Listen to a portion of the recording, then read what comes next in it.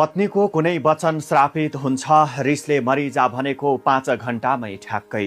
श्रीमानका लागि श्रीमतीको कुनै वचन श्रापित हुने रहेछ, रिसले मरिजा भनेको 5 घण्टामा ठ्याक्कै त्यस्तै। रातको 9 बजे श्रीमान अफिसबाट काम गरेर घर आउँछन्। घरमा आएर भित्र पस्नासाथ उनले सास फेर्ने मौका समेत पाएनन्। श्रीमती चिच्याउँदै बोलिन्, बल्ल आयो, कहाँ थियो यतिका बेर? कि कुन चाहिँसँग लागेका छौ? कामबाट घर आउन यत्रो समय लाग्छ? म त हैरान भइसके तिमीलाई झेलेर। कुन जन्मको पापले तिमीलाई भेट्टाए प्रभु? श्रीमतीले झगडा गर्न सुरु गर्छिन्। श्रीमानको आँखामा थकान र अनुहारमा भोकको गहिरो छाया थियो। एकछिनपछि श्रीमानले भन्यो, म दिनभरि काम गरेर थाकेर आएको छु, साह्रै भोक लागेको छ, खाजा पनि खाएको छैन, आज त मलाई आफ्नै हातले पस्किएर खान देऊ है। जहिले साँझ 5 बजे नै खाना पकाएर खाएर बस्छ। म आउँदा सधैँ चिसो खाना, बिहानपछि हतारमा खाना पाएको हुन्न। बच्चाको फिस, घरको खर्च, मलाई यति गर्दा पनि धान्न मुस्किल भइरहेको छ। श्रीमती झन् चिच्याउँदै बोल्छिन्, आफै हालेर खाऊ, खान मन भए। मलाई निन्द्रा लागेको छ, म सुतेँ। भित्र छिर्दापछि ढोकाको ठुलो आवाज निकाल्दै आउने होइन, झ्वाइँ झ्वाइँ र स्वाइँ स्वाइँ पारेर मेरो दिमाग खराब नगर्नु।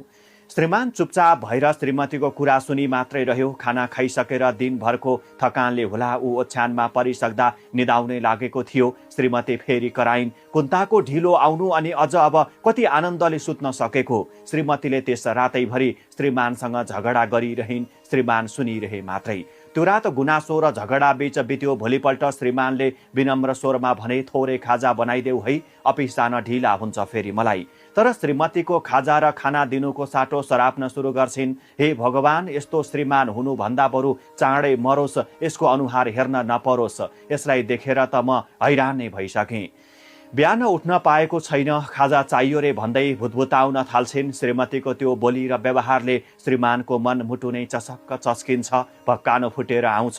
मनमा कुरा खेलाउँदै आँखामा आँसु बग्दै थियो। ऊ सोच्दै थिए, यसका लागि मैले यत्रो दुःख गर्नु बेकार नै भयो। यसलाई मैले कुनै कुराको कमी हुन नदिई माया गर्नुको यही फल पाएँ मैले। ऊ त्यस्तै सोच्दै केही बेर पछि केही नबोली चुपचाप अफिस निस्कन्छ।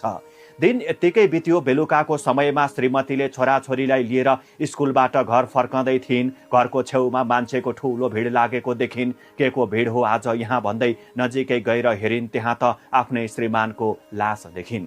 अचानक त्यो भिडभित्रको दृश्य देखेर उनको सास रोकियो। मान्छेहरूको ठुलो भिड र घुइँचो लागेको थियो। मान्छेहरू एक आपसमा काने खुसी गर्दै थिए। श्रीमानको लास देख्ने बित्तिकै उनी छाँगाबाट झरेको जस्तो भइन्। उनको होस नै गुमे जस्तै भयो। त्यसपछि उनी रोइ कराई गर्न थालिन्। केही बेर अगाडि गाडीको ठक्करले श्रीमानको मृत्यु भएको रहेछ। श्रीमानलाई अँगालो हाल्दै, बुढो उठ